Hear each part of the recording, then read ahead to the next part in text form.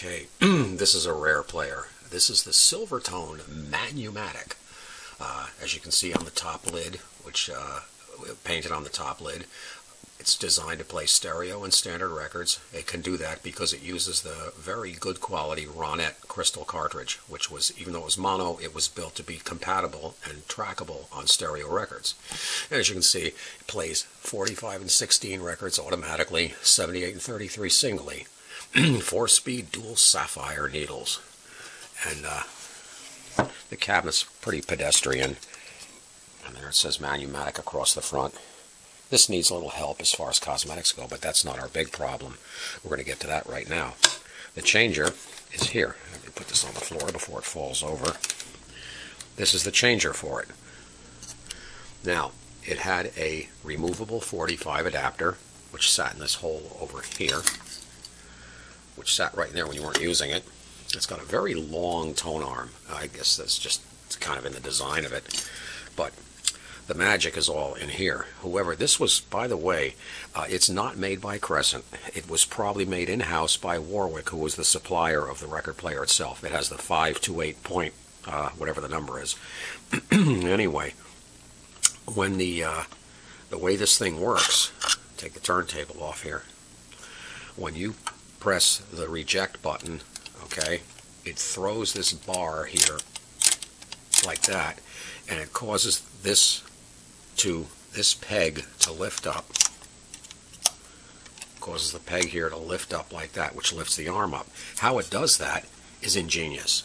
It's like the RP-168 in some respects. On the bottom of the turntable, right here, there's the track that that post travels in. And it's the motion of the turntable that throws this arm either back down or up. And it also guides it in and out. There's no automatic shut-off on this thing. It's strictly a recycle. It gets to the end, it goes back, comes back, and plays, and that's all it does.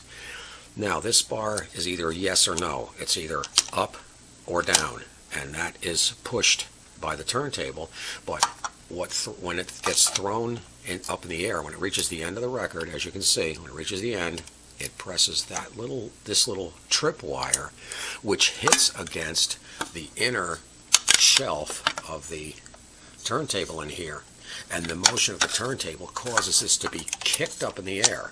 Now, what holds it up into the air is a magnet. Wait till you see this. I don't want to break this thing. Right here, this bar at the bottom of the turntable, here, there is a magnet right here. This right here is a magnet, and it's the attraction of the magnet to the steel motor board that it keeps it up in the air until the turntable throws it back down again. The motor drive, the drive wheel and motor assembly, was provided by Alliance. They were probably the world's largest provider of phonograph drive assemblies. They made them for Crescent. They made them for everybody, and they made them for RCA. They were very prolific manufacturer. Made them for Voice of Music, and this has got the turret drive for 33 and 16 speeds only. Right here, when the selector is in 78 or 45, it drives directly off the shaft of the motor here. When you go to 33, it drives it by way of, let's see if I can get a better picture of this. It drives it by way of this little small belt-driven, right off the motor, this belt-driven turret here drives the drive wheel off this part of it instead of this part. Now, this is missing the 45 adapter. That was the kiss of death. It's the only reason I was able to buy this. In 14 years on eBay, I've only seen 2 of these come up for sale. And this one was a best offer, and I waited till the last day. I made a low-ball offer on it, and they accepted it because they kind of knew they weren't going to sell it without the adapter. It's impossible to find. What I'm going to have to do with this thing is make an adapter for it. I'm going to have to take an RCA adapter and cut it down, and because it has to be one of the kind that has the full cycle. I can show you this. This is an adapter I've taken apart from one of the twin speeds, because this has the stem on the bottom, and it has to twist the stem to make the cycle happen. How it does that in the current mode is this right here this is the original one from this record changer. This is the little shaft, and you can see it's got a screwdriver slot that fits up in through this shaft here.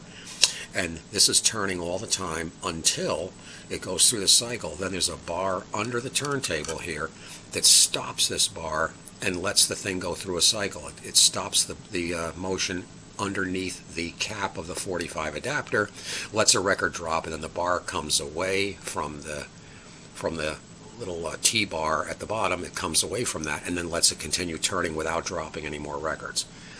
So I have to make an adapter for it. But anyway, that's a brief look at the Silvertone Manumatic record player. And by the way, this is dated underneath here. I don't know if you can read it or not, but down here, right down in here, it says September 18th, 1958. So that's when the final assembly of this thing was. And there's your model number plate. It begins 528.57190. That's the Warwick's manufacturing number for it. And a bizarre record player, and hopefully we can see it run someday.